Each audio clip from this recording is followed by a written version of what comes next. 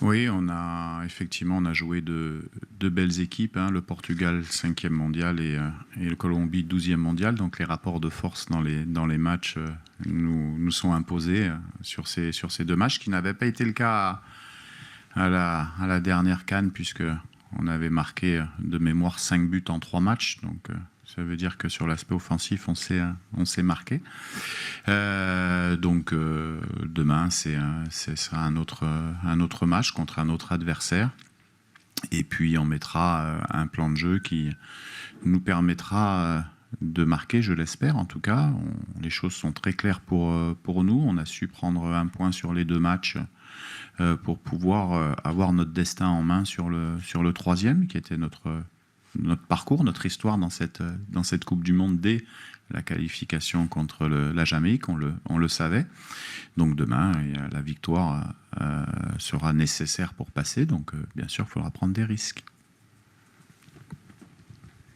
Hey, it's Megan Hall with USA Today. You mentioned scoring, so I just wanted to understand, was there anything specific that you want your team to work on or to show tomorrow against Uzbekistan? No translate, but okay. Not working. Can you repeat? Yeah?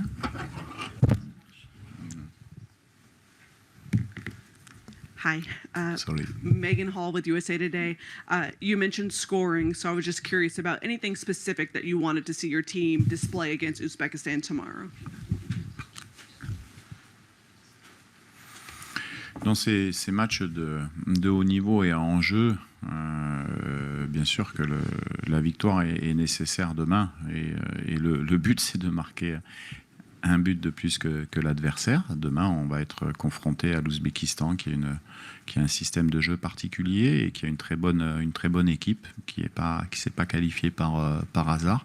Donc ça va être un match compliqué, à nous trouver les clés, les animations qui nous permettront de prendre l'avantage.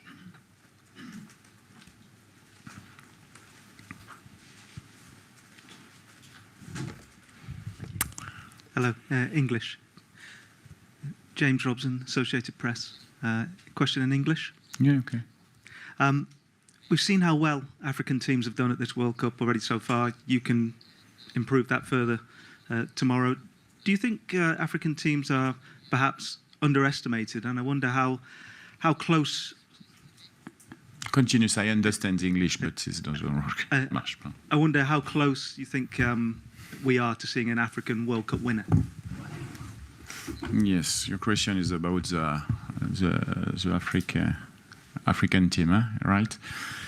Ouais, je pense que de toute manière, comme je l'ai dit depuis de nombreuses années, ça fait maintenant plus de 15 ans que je travaille sur le continent africain.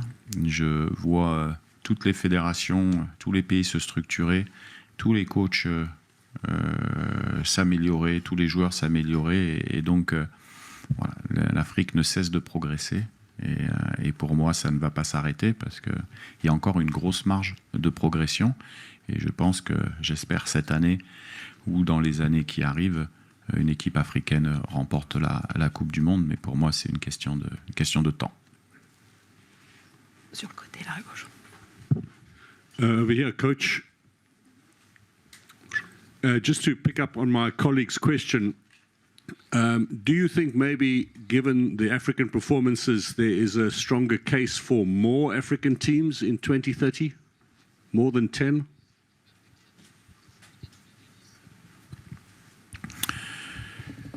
Ça, après, les règles, je ne les maîtrise pas. En tout cas, ce que je connais du continent, le continent mérite bien sûr d'avoir un maximum d'équipes à la Coupe du Monde, parce que le football est l'essence même de ce continent et à valeur d'exemple. On a des très très beaux parcours de joueurs africains qui, par le travail et par l'abnégation et par la qualité du football, sont sortis de situations difficiles, et bien sûr que ça va dans ce sens, et que il doit y avoir beaucoup d'équipes africaines en Coupe du Monde, au même titre que d'autres continents également.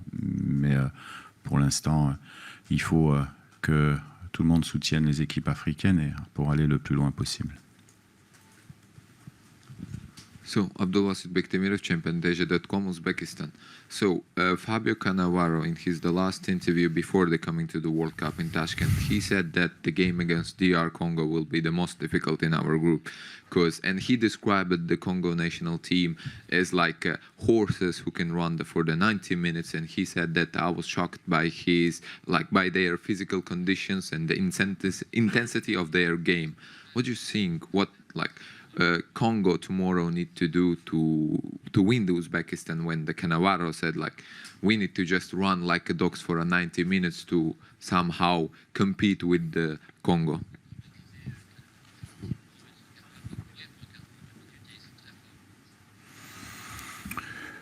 Oui, nous, on est comme l'Ouzbékistan, c'est-à-dire on est classé au classement FIFA, pas dans les meilleures équipes de cette Coupe du Monde. Donc effectivement, il faut qu'on fasse des parties à 100% de nos possibilités pour pouvoir exister dans un match de très haut niveau.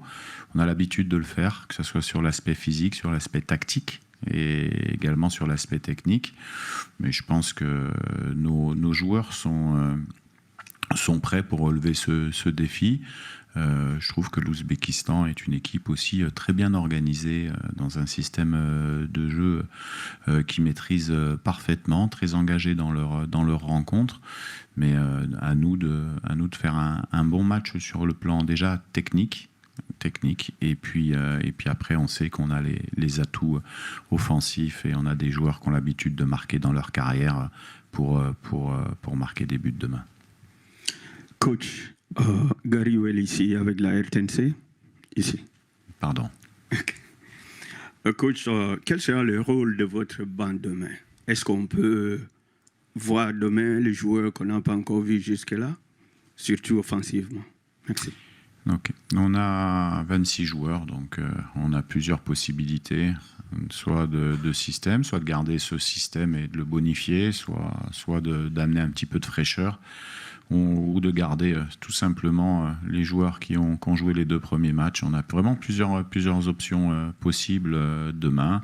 On en mettra une en place et peut-être qu'on la fera évoluer en cours de rencontre, mais en tout cas, on a la possibilité, et c'est l'avantage de ce groupe, c'est très homogène. Il y a un joueur qui n'y a pas beaucoup de différence entre les joueurs, et ça c'est une bonne chose pour un coach. Coach, bonjour. Chris Montanta, Léopard Foot. Bonjour. Le 5-3-2 a beaucoup moins fonctionné face à la Colombie. On a pu voir cette équipe beaucoup plus offensive le match précédent, le match aussi contre le Danemark. Est-ce que contre l'Ouzbékistan, on peut s'attendre à un schéma beaucoup plus offensif, notamment sur les côtés? Peut-être renforcer le 3-5-2 plutôt que le 5-3-2? Ouais, après, c'est vrai qu'on a subi un peu comme contre le Portugal, mais c'était des choix assumés parce que je trouve qu'on l'a très bien joué le 3-5-2 contre la Colombie. On a fait une erreur à gauche sur le but, mais on a manqué effectivement de possibilités peut-être de ressortir un petit peu plus que ce qu'on a fait faire contre le Portugal, parce que je pense que tout simplement la Colombie a fait un très bon match aussi. On est passé à 3 attaquants en fin de rencontre avec un 10 en dessous des 2 attaquants. Ça nous a apporté quand même un peu plus de choses offensivement. Si je me remémore la fin du match où on a un petit peu poussé pour égaliser.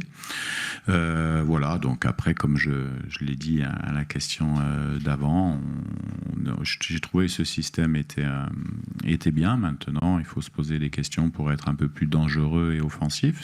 C'est une question à la fois d'ambition, mais surtout aussi de rapport de force entre les équipes. C'est une évidence, et là-dessus, il faudrait pas oublier que voilà, on fait notre première Coupe du Monde, on joue les 5e mondiales, les 12e mondiales, qui ont de très gros joueurs. On a de très bons joueurs également, mais c'est la première Coupe du Monde pour tout le monde, et qu'on est déjà très très content d'avoir donné le premier point et le premier but pour la RD Congo. Mais voilà, on a notre finale à jouer demain, et c'est vrai qu'on a l'habitude de jouer régulièrement des finales, puisque Cameroun, Nigeria, Jamaïque, voilà, on a toujours un parcours très soutenu et on a su s'en sortir à chaque fois. J'espère que ça sera le cas demain pour faire continuer le rêve et l'histoire à tous les Congolais. Nous, c'est ce qu'on souhaite.